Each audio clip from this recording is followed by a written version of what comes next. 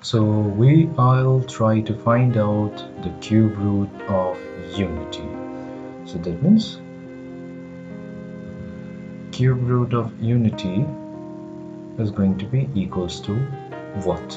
So we know that cube root of 1 is equals to 1. But what about the other two values? So whenever we're taking a cube root, that should give us 3 values. For example, when we take the square root of 1, actually we should have 2 values. We should have a positive 1 and a negative 1, because squaring 1 gives us 1 and squaring negative 1 should also give us 1. So similarly we should have 3 values for the cube root of 1. So let us try to find out the cube root of 1. So let us assume that the cube root of 1 is equals to x.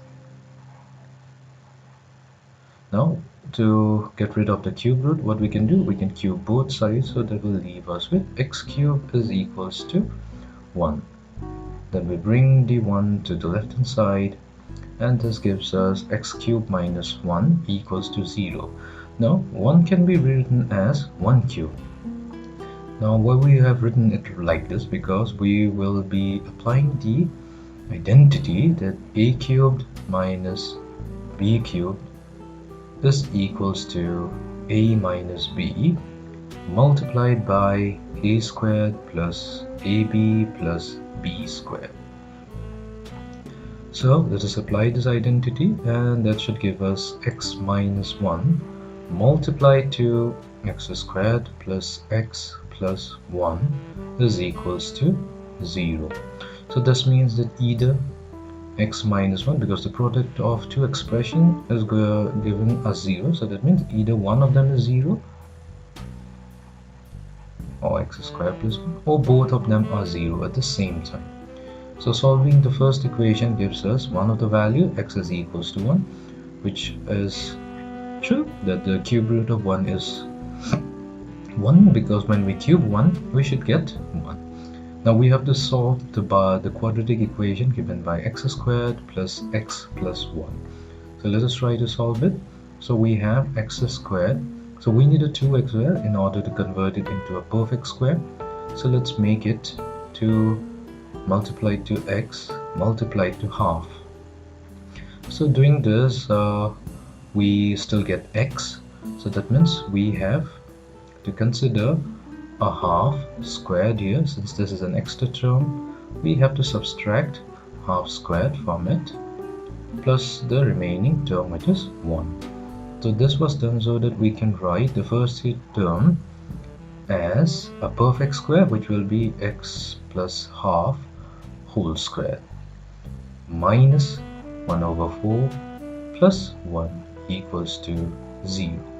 So this gives us x plus half whole squared equals to 1 over 4 minus 1, which is equals to negative 3 over 4. Now we will take the square root on both sides, so that should give us x plus half equals to plus or minus, we'll have two values, negative 3 over 4. So we have x plus half equals to plus or minus. So when we pull out the negative 1 from the inside of the square root to the outside, we have I. Anyways, we're using the definition here that I is equals to square root of negative 1. So that leaves us with square root of 3 divided by the square root of 4, which is equals to 2. So x will be equals to negative half plus or minus I times square root of 3 over 2. So this is going to be the other two roots of the cube root of 1. So that means we have two values. One will be minus 1 plus I times root 3 over 2, and the other value will be x is equals to minus 1 minus I times root 3 over 2. So we have the three roots of cube root of 1. So one is 1, the other one is negative 1 plus I root 3 whole divided by 2, and the third one is negative 1 minus I root 3 whole divided by 2.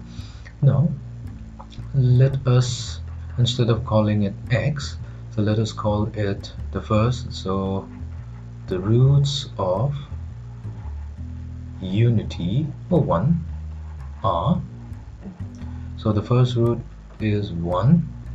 So instead of calling it -1 plus I root 3 over 2, let's call it omega.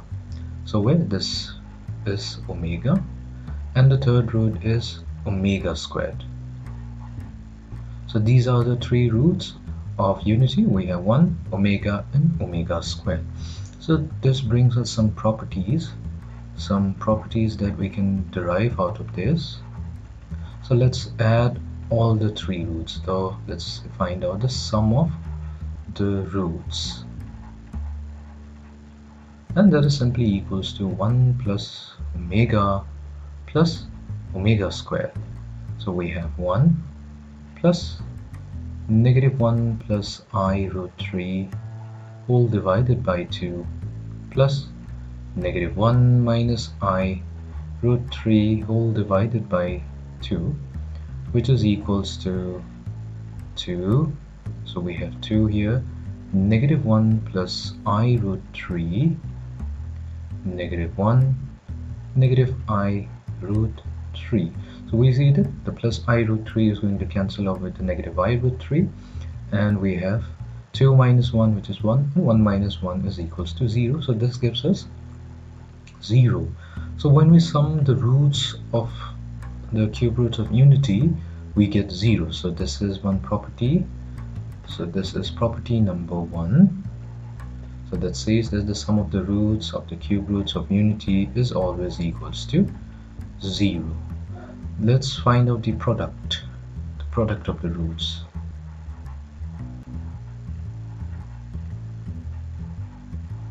So product of the roots will be equals to 1 multiplied to omega and multiplied to omega squared. Let's plug in the value. So we have 1. So omega is -1 plus I root 3 over 2 multiplied by -1 minus I root 3 over 2. So that gives us 1 over 4. So we have -1 plus I root 3 multiplied to -1 minus I root 3. So this is an identity, a plus b times a minus b. So that will be -1 squared minus I times root 3 whole squared. So let's find out this value. So this value is going to be equals to 1/4 of -1 squared is going to be 1. We have I squared times 3. We know that I squared is -1. So this value will be simply 1 plus 3, which is 4 over 4. So this is equals to 1.